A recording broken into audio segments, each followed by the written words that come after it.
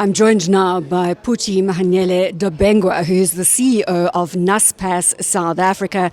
Technology, innovation, hugely on the agenda, and this is the underpin to the Naspers group. So, Phuthi, you must have been attending sessions with eyes wide open. Absolutely. It really has been an incredible time, an opportunity to really showcase what South Africa has and to really ensure that we get international investors to remain committed to South Africa. So it's been a great opportunity. Do you believe that investors are committed? I absolutely believe so. There was a session that was held for Africa, and we had a number of international investors that were there, showing the keenness to continue to invest into the African continent. And so it really is for us to continue to work with them and to ensure that the government is also doing everything they need to do to make Africa an investable destination. I'm glad you referred to the session with regards to realizing Africa's potential, because we're the youngest continent, we are the fastest growing continent, we have renewable energy in abundance if we get it right, and further minerals, resources that we can tap into. So it's really just about the collaboration, and that's a theme here, is collaboration in a fragmented world.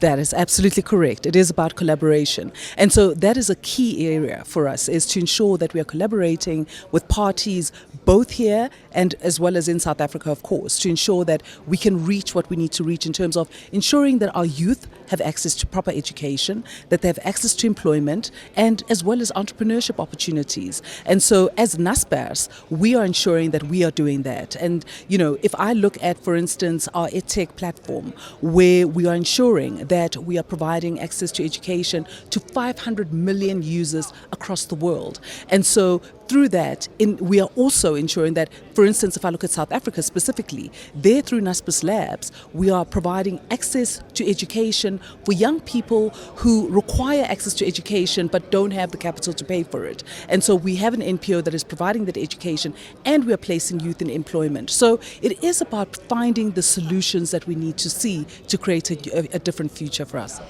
There's a lot of uncertainty out there, and perhaps the way to phrase this is to look at a comparative between a pre-COVID World Economic Forum and a post-COVID World Economic Forum. Is there a huge difference? I think there is a difference. There is a difference. I think there's a lot more focus on ensuring that we're looking at areas such as sustainability. Now, sustainability is an important area for us as a business. You would understand that being an internet business, we are very much focused on ensuring that our business is sustainable. I mean, when you look at our investment, the way that we look at our investments, one of the key areas is looking at the area of sustainability. And so, looking at the Sustainable Development Goals is a key area for us. We work closely with the United Nations to ensure that we are keeping to those development goals. But beyond that, there is so much that we are looking at to ensure that we are doing all that we can to ensure that we are, able to create a good environment. Tangible examples on climate change and policies that you may be adopting from a Naspers perspective. What are you doing to make sure we are greener, we are friendlier? Yeah.